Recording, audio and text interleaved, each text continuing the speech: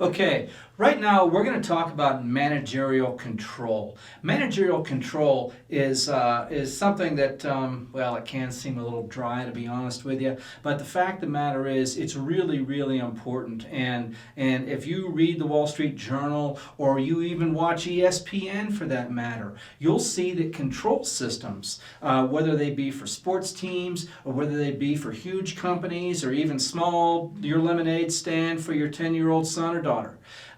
That control system is really important for the success of the overall organization. I've got a slide behind me right now with just one definition of managerial control. It's any process that directs the activities of individuals towards the achievement of organizational goals. There are a million different ways to say that sentence, but the fact of the matter is that is one kind of easy to access definition of managerial control. And so let's build upon that for right now, and we're going to move to our next slide, which we're going to talk about three different control systems, three different ways of approaching managerial control. And as you can see behind me, they are bureaucratic control, market control, and clan control. Now, bureaucratic control, that it sounds just terrible, doesn't it? It sounds like it's just another bureaucracy. Do any of you, I'll ask my live studio audience. I'll ask my live studio audience right now, when you hear the term bureaucracy or bureaucratic control systems, does that have a positive or a negative connotation to you, just hearing those words? Negative, like not much is going to get done. Not much is going to get done. It's negative. It sounds terrible. Well, there was this guy named Max Weber, who I think it was at the University of Heidelberg around the year 1900 or so, and he coined that term. He was a German sociologist, and he wrote a bunch of books on sociology. And what he was thinking about and researching at the time was how big industrial corporations controlled themselves. And that was a very appropriate problem for the day, because we were right at the taking off point, the real explosion of the Industrial Revolution. And what we had at the time was the rise of some of the first really big organizations. And so the problem became, how do you take thousands and thousands and thousands of employees and guide their behavior on a day-to-day, hour-to-hour, minute-by-minute basis? What does it take to take thousands and thousands of employees at the Ford Rouge River factory, churning out Model Ts, one every 30 seconds or whatever rate they were producing them at, and take all those employees to make the whole thing work seamlessly? And Max Weber, this German sociologist, was thinking about what it took, and he coined the term bureaucracy. And under that definition, it's the use of rules and regulations and policies to kind of guide people's behavior. You've got to show up at work at 8 o'clock in the morning. You get a break at 10:15. The break lasts for 15 minutes. Work knocks off at 6 p.m., so on. And there could even be punishment if you didn't follow those rules. Heck, even sports teams. Sports teams. Anybody in the class ever play? I retired from organized sports in 6th grade. But perhaps somebody around here has played an organized sport with a coach and a team and everything else longer than I have. Has anybody? I played sports. I played basketball, organized basketball. Isley played basketball. Where'd you play, Isley? I played in Flint, Michigan. Flint, Michigan? Yeah. Wow, the home of Michigan State? Michigan State. Sweet. Yeah. Well, all right. So you're a serious athlete, and you've had coaches and head coaches your whole life. You've had that your whole life. Were ever there any rules coming down from the head coach regarding your conduct or what you could and couldn't do? What'd that look like? very strict rules in the way of how you acted, the way you performed out in public, the way you even treated your parents. If your parents called and they could call the coach and say you're being bad, and there'd be repercussions from that. Holy mackerel! Yeah. So they control your attire. Did they monitor your classroom performance? Dress code, classroom performance, even what we ate. We had to document what we ate and give it to a coach. Holy mackerel! So, anyways, that type of control system, generally speaking, is that beneficial for a team? I mean, a lot of the big teams do it. I bet Mike Krzyzewski at Duke, if during the Final Four and during, frankly, all of his seasons, I bet he monitors the heck out of that stuff. What do you think? I think it's essential. Okay, why do you think it's essential? We need guidelines. Athletes need guidelines. Pretty much everyone that's doing a task-oriented job needs a guideline to do it. Okay, so practice starts at 4 o'clock, and if you're not there at 4 o'clock, is there a penalty for not being there at 4 o'clock? Playing time, losing your starting position, You running. name it. Yeah. You name it. Okay. So now let's get market control for just a second here and go back to clan control at the bottom. So clan control is shared norms and values and shared understanding of what appropriate behavior is. And essential to that, here's the essential thing, is that under clan control, the assumption is that, fundamentally speaking, the interests of the employee or the team member, as the case may be, do not differ from that of the organization. They're fundamentally the same interests, and so they have this shared set of norms and values and expectations for appropriate behavior. So, if you had to pick some of the best teams you've seen, maybe you've played on, or maybe you've observed the Tar Heels when they were great, or the Blue Devils when they were great. Were the players accountable to each other? Did they have shared values and expectations of behavior? I believe so, and you mentioned Coach Izzo. His number one saying is, a player-coach team is way more successful than a coach-coach team. Okay. So the players are accountable to each other. Mm-hmm. And if players have these shared norms of behavior, like thou shalt be at practice on time every time and just give maximum effort every time. I mean, sure, the coach can bench you and whatnot. But what do you think of letting down your teammates? You ever consider what's more scary, letting down your teammates or letting down the coach? With the idea that both are probably scary. Definitely your teammates. Those are the ones you're actually battling with. Those are the ones that are out there, and those are the ones that will remember when you did let them down. Okay. All right. Thank you very much. And just a note on market control real quick. I suppose we could call market control in terms of a sports team win-loss record. And that does control, you can see exactly how the team is doing based on the win-loss record or average GPA of the team for that matter. In a business sense,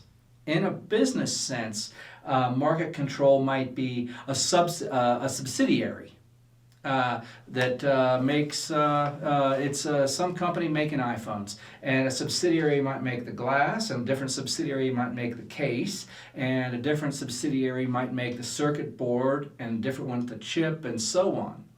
And the market control system in that scenario would be pricing mechanisms between each of those subsidiaries so that management could then track how each subsidiary was doing, and they would sell, for instance, the circuit board subsidiary would then sell the circuit boards to the assembler group who would then also buy the chips and at some certain price, and that price would be a control mechanism. Okay, well, very good. Now we're going to move to different approaches to bureaucratic control. And as you'll see from the slide behind me, there are 3 ways to approach bureaucratic control, and they are feed forward, and concurrent, and feedback. Let me tell you some examples of each of those 3 different kind of ways to approach bureaucratic control.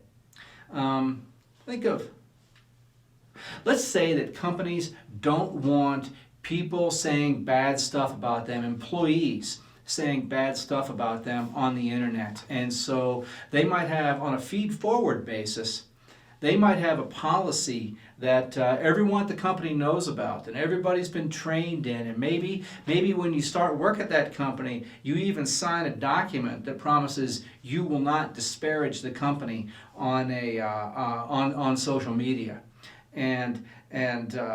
So that would be a feed-forward control in causing employees to, admonishing employees beforehand not to say bad stuff about the company on social media, like on LinkedIn or Facebook or whatever.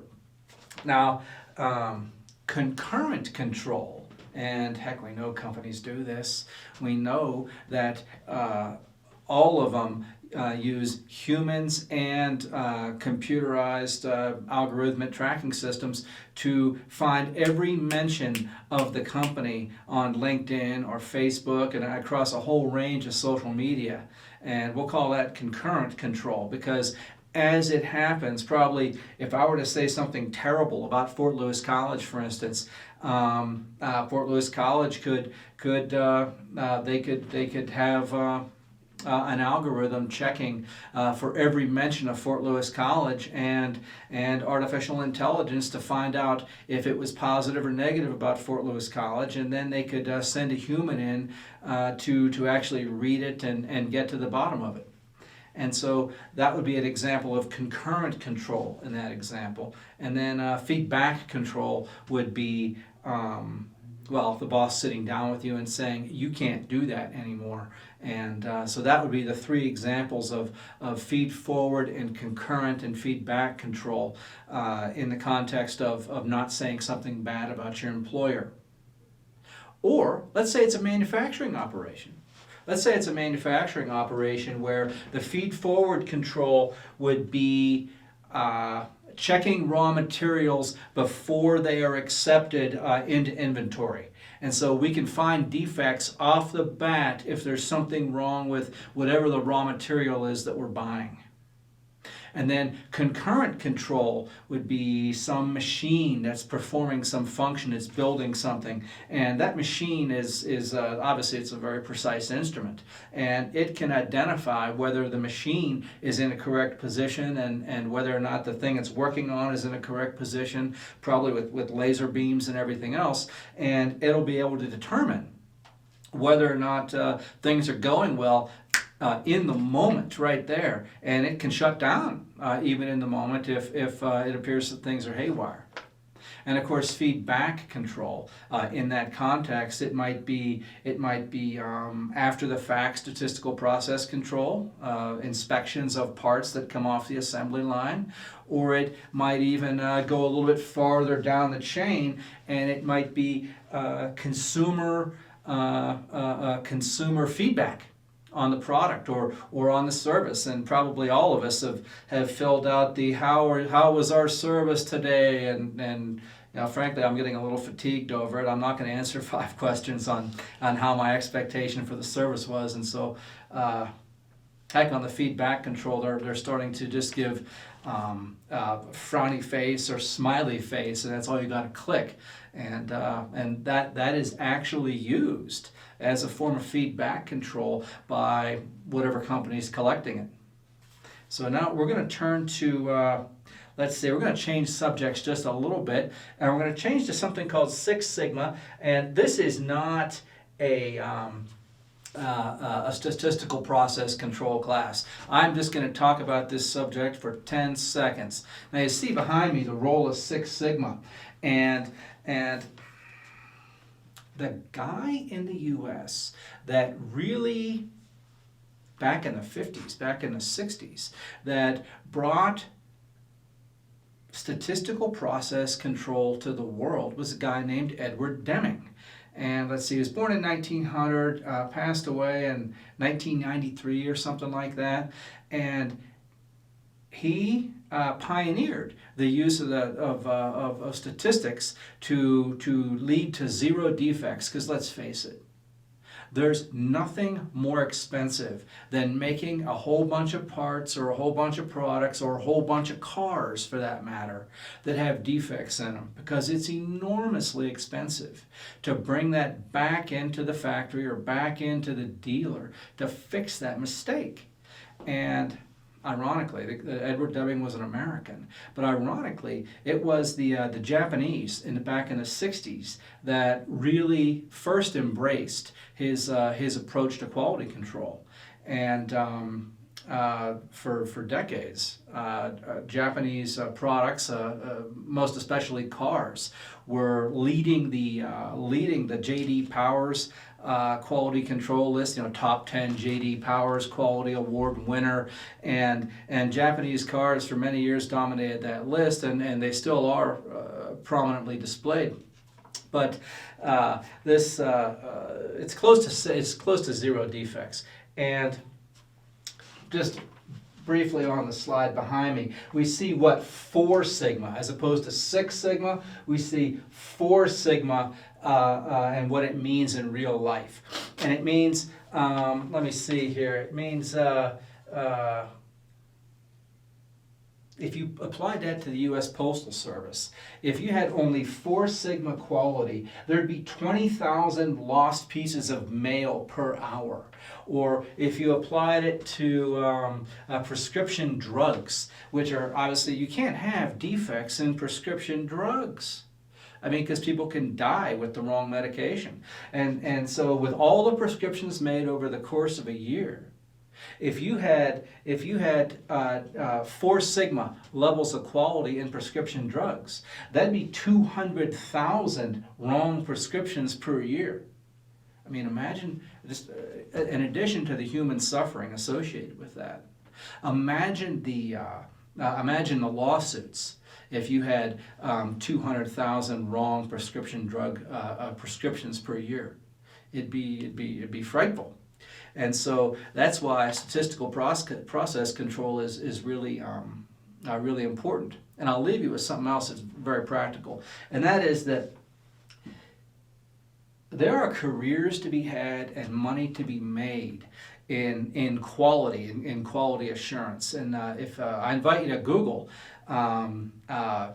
Six Sigma quality certification. Just Google Six Sigma quality certification, and you'll find that you can be a yellow belt in Six Sigma, you can be a green belt, you can be a black belt, and there are tests you pass and knowledge you acquire to pass these tests. And bottom line is, if you're a certified Six Sigma specialist, certified quality specialist, it's a good career and money in the bank. And if you'd like to learn more about this, the best place to go is probably the statistics and business analytics faculty. And so check that out when you get a chance. And that concludes this module on managerial control. I look forward to talking with you again sometime soon. Thank you very much.